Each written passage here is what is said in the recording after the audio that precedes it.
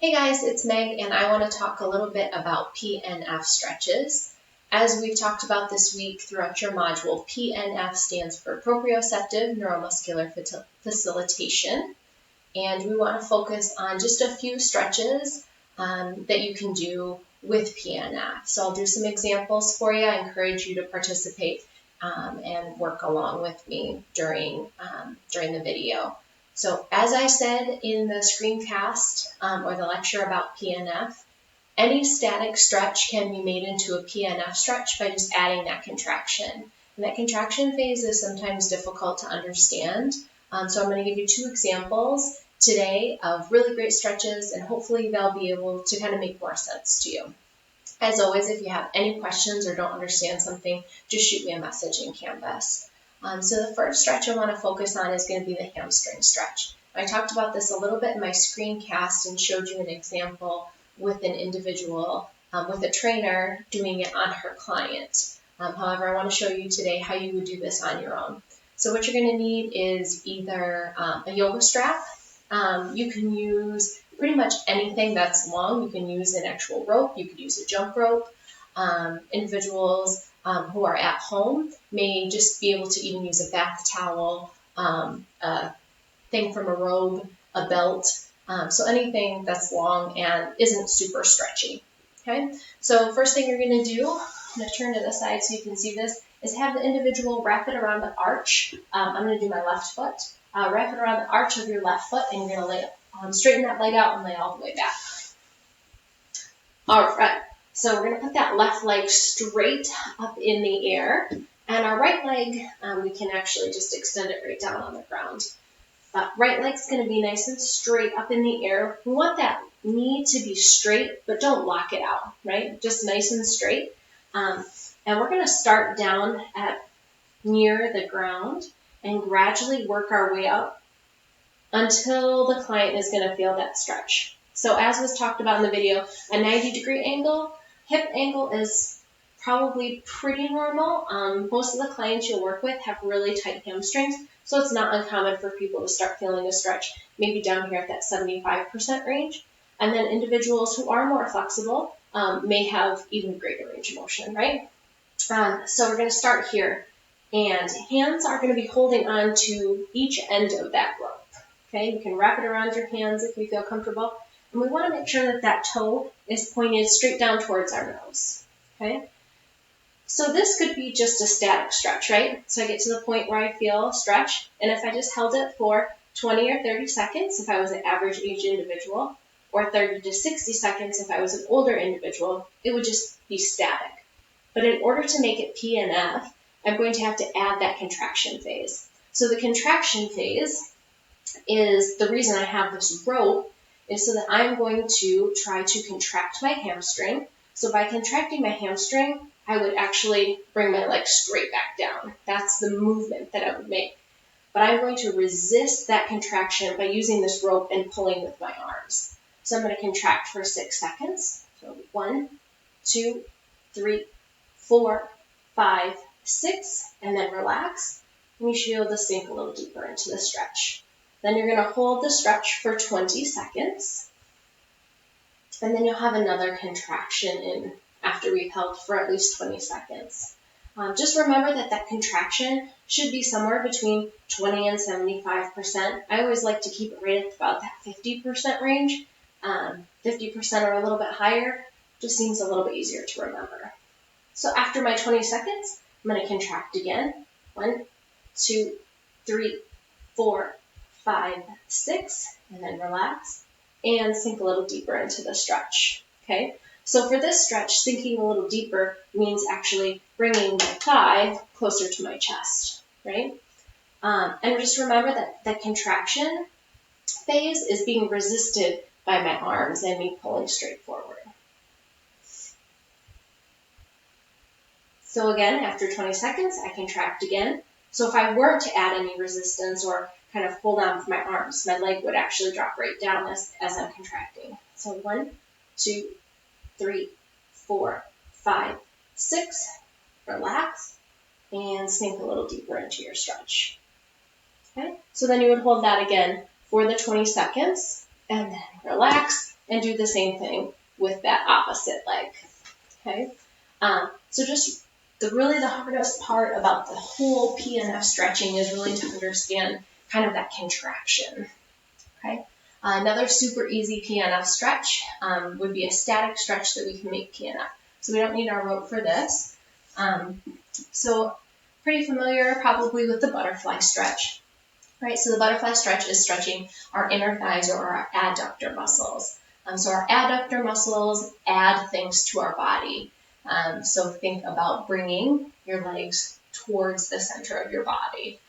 So ADD, adductor, adding towards our body. That's an easy way to always kind of remember it. So soles of our feet are going to be together in that butterfly stretch, sitting up nice and straight. And your elbows are going to push down on those knees, right? And that, again, is a static stretch. I hold it for 20 to 30 seconds. If I'm an average age individual, if I'm an older individual, I would hold it for 30 to 60 seconds, right? So basic adductor stretch. In order to make that stretch PNF, all I'm going to do is add that contraction phase. So the contraction phase, if I was adding to my body using my adductors, would literally mean that my knees are flying up together, right? So literally like flapping the wings of the butterfly, right? Ideally, when you're doing this, you want to be able to use your elbows to kind of push down. Some people are super flexible and their legs are going to be like already flat close to the ground. So in that case, doing a PNF stretch for adductors this way may not be the most beneficial for them, okay? So elbows in the inner thighs, and I am going to be pushing down with my elbows on that inner thigh.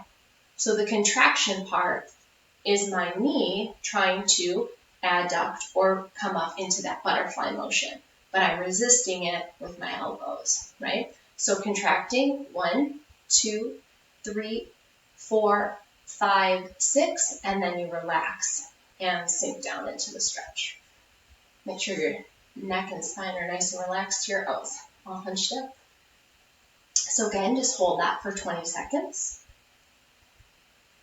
And just remember, paying attention to the clock and using a timer for that 20 to 30 second hold is a good idea. Most people, when they're stretching, count 1, 2, 3, 4, 5, 6, 7, 8, 9, 10, 11, 12, 13, real fast. You want to make sure that you're getting that full 20 to 30 second stretch. Okay? And again, another contraction. So if I were to move my arms, my legs are trying to come up, right? Because I'm contracting.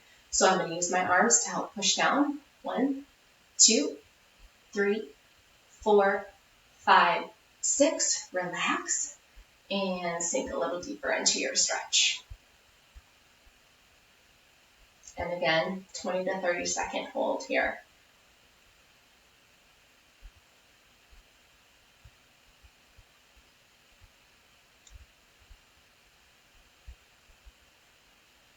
And then you just relax from that. So those are 2 real easy ways to make 2 of the most common static stretches into PNF stretches. As I've stated before, any static stretch really can be made PNF by just adding that contraction phase. We talked about in the module this week in the screencast that PNF stretching really is the most effective way to stretch, and it has shown a great deal of research of increasing flexibility the quickest. So definitely kind of take a look at that screencast this week. And if you have more questions about PNF stretches, let me know. But PNF is definitely something that you should be adding into your client's flexibility program. So we have our 3 main types of stretching, right? We have our static, which is going to be just holding the stretch for that 20 to 30 seconds for average age individual. If they're older, we're going to hold for 30 to 60 seconds.